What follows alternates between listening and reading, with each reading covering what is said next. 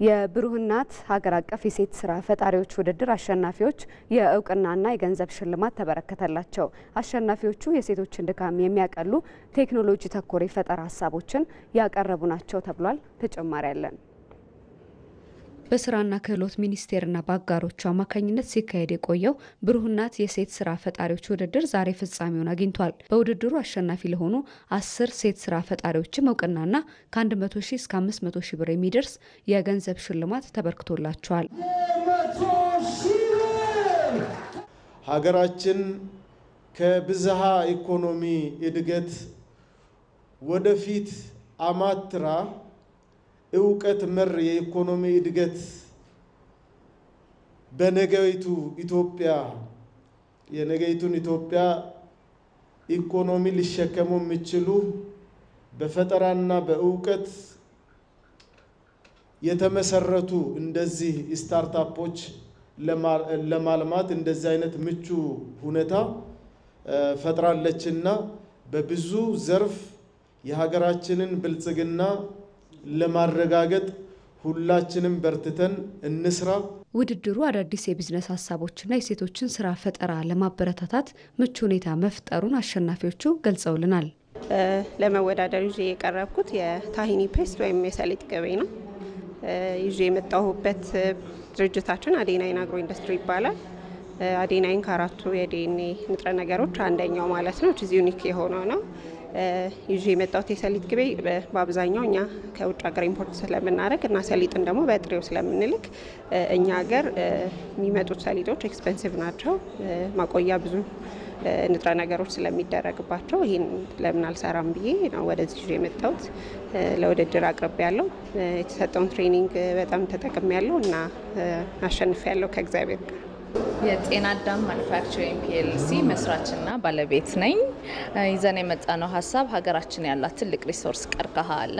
ቴክኖሎጂን ወደ ሴክተሩ በማስገባት አሁን እንዲህ ትልቁ ክቡ ቀርከሃ የነበረውን ተሰነጣጥቆ ተልጎ በሳይዝ ተደርጎ ለገበያ በማቅረብ እነኛ ባለሙያዎች ወይም እናቶቹ እደ ጥበቧ ላይ ብቻ ትኩረት አድርገው መስራት የሚችሉበትን ሁኔታ ለማመቻቸት ነው።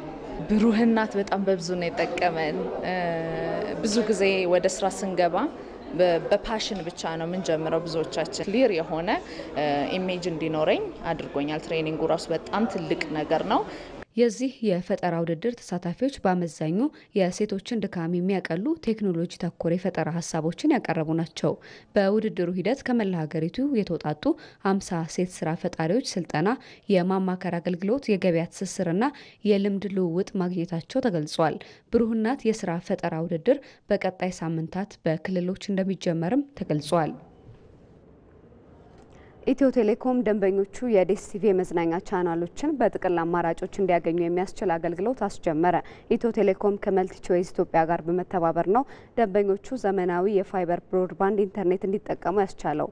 ኢትዮ ቴሌኮም የመደበኛ ብሮድባንድ ኢንተርኔት ለድርጅቶችና ግለሰቦች ቨርቹዋል ስብሰባ፣ ክላውድ ጌም፣ የቀጥታ ትምህርት፣ የኦንላይን ግብይት፣ ኢኮሜርስ፣ ስማርት ሆም እንዲሁም የዕለት ተዕለት ህይወትን በማዘመንና ምርታማነትን በመጨመር ረገድ ጉልህ ሚና በመጫወት ላይ እንደሚገኝ የኢትዮ ቴሌኮም ዋና ስራ አስፈጻሚ ፍሬህይወት ታምሩ አስታውቀዋል። የፈጠራና እንደዚሁም ደግሞ የመዝናኛው ዘርፍ በእጅጉ እየሰፋ እየዘመነ እያደገ ነው ያለው ማለት ነው። ይሄ መዘመኑ ማደጉ ምን ይነግረናል ስትሉ ኢትዮጵያ ሀገራችን በጣም ወጣት ናት። ለምን ካላችሁኝ 70% የሚሆነው ልጆቿ ወጣቶች ናቸው። ምን ማለት ነው? ለዚህ ለክሪኤቲቭ እና ለኢንተርቴይንመንት ኢንዱስትሪ አንዱና ዋነኛው አስቻይ የሚባለው ሚና ይሄ ኃይል ነው። የሰው ኃይል ወጣት ቴክኖሎጂን የሚረዳ የሚጠቀም የሚተለትን ቴክኖሎጂን ተጠቅሞ አዳዲስ ኢኖቬቲቭ የሆኑ ችግር ፈቺ የሆኑ አይዲያዎችን የሚያመጣ ልጆች አሏት ማለት ነው። የኢትዮጵያን የመዝናኛ ኢንዱስትሪ ወደ አንድ የላቀ ደረጃ ሲሸጋገር ምስክር ሆነናል ያሉት የመልቲቾይስ ኢትዮጵያ ማኔጂንግ ዳይሬክተር ገሊላ ገብረ ሚካኤል ሁለቱ የመዝናኛና የቴሌኮም ኩባንያዎች ለደንበኞች የላቀና ምቹ አገልግሎት አቅርበዋል ብለዋል። ቤቱ ፋይበር ያለው ሰው 230 ብር ጨምሮ ጎጆን ሰብስክራይብ ማድረግ ይችላል። ቤቱ ግን ፋይበር ባይኖረው የጎጆ ሰብስክራይበር የሆነ ሰው 500 ፕላስ የሆነ ብር ጨምሮ ሲገዛ ለምን ግን 500 ብር ጨምራለሁ ብሎ ቢያስብ ዋን ቲንግ ማሰብ ያለብን ፋይበር ኦፕቲክስ ተፋክት ያ ሰው ፋይበር ኦፕቲክስ ኖረው ማለት ለዲኤስቲቪ ብቻ ነው። ያ ፋይበር ኦፕቲክስ ሲኖረው ልጆቹ ትምህርት ቤት ያስተምርበታል። የልጆቹ ብዙ ነገር ሪሰርች ያደርጋሉ። ከቤት ውስጥ ስብሰባ መሰብሰብ ይችላል። ስለዚህ ቫልዩ አዱ በማዕከላዊ ኢትዮጵያ ክልል ምስራቅ ጉራጌ ዞን ቡኢ ከተማ መዋዕለ ንዋያቸውን ያፈሰሱ የቻይና ባለሀብቶች በከተማዋ ያለው ምቹ ሁኔታ ስራቸውን ለማስፋፋት እንዳገዛቸው ተናገሩ።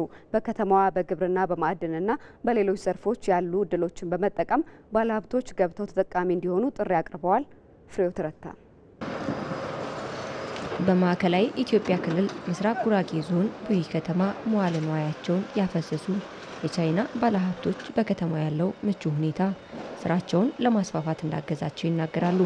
ባለሀብቶቹ በኢትዮጵያ ታምርት ንቅናቄ በከተማዋ የተገነባው ፕሌይውድ የችፑድ ፋብሪካና በ5 ሚሊዮን ብር የሚገነባው የብሉ ፋይበር ቦርድ ፋብሪካ ባለቤቶች ናቸው።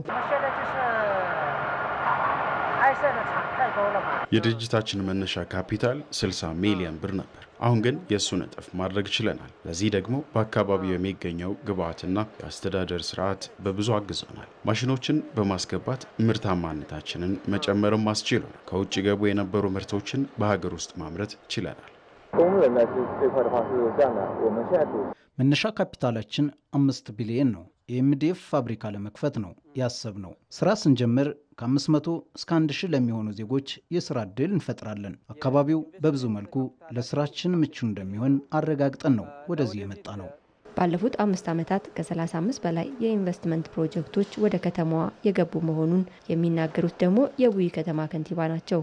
በአካባቢው ውድ የሆኑ ማዕድናት እና ለኢንቨስትመንት ግብዓት ሊሆኑ የሚችሉ ማቴሪያሎች ያሉበት አካባቢ ነው።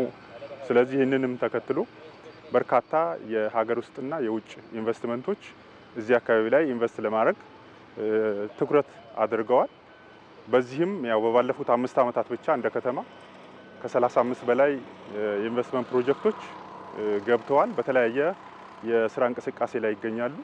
ከነዚህ ውስጥ ወደ 25ቱ በአምራች ዘርፍ ወይም ማኑፋክቸሪንግ ዘርፍ ላይ የሚገኙ ናቸው። 10ዎቹ በአገልግሎት ዘርፍ ላይ የሚገኙ ኢንቨስትመንት ፕሮጀክቶች ናቸው።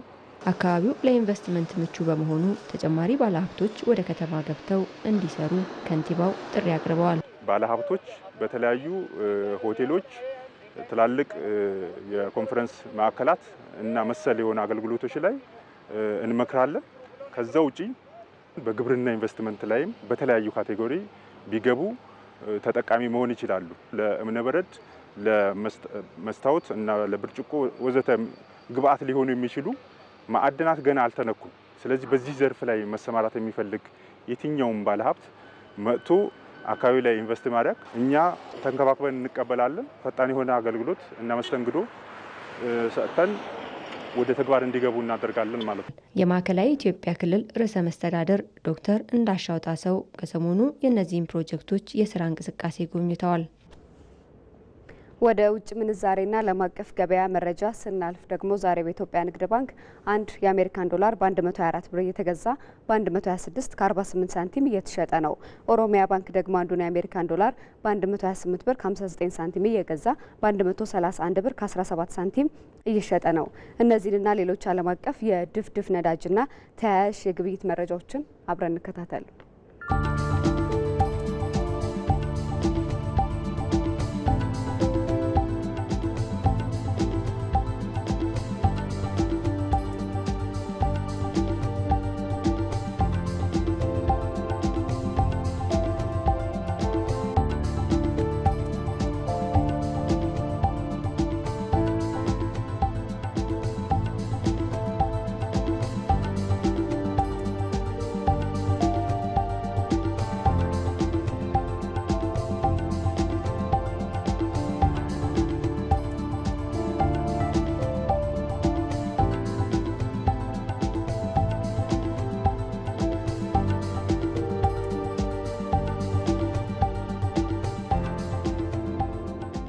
የኢቲቪ 57 የቢዝነስ ዜና አብቅቷል። መቅደስ እንዳለ መረጃዎቹን ነገርኳችሁ።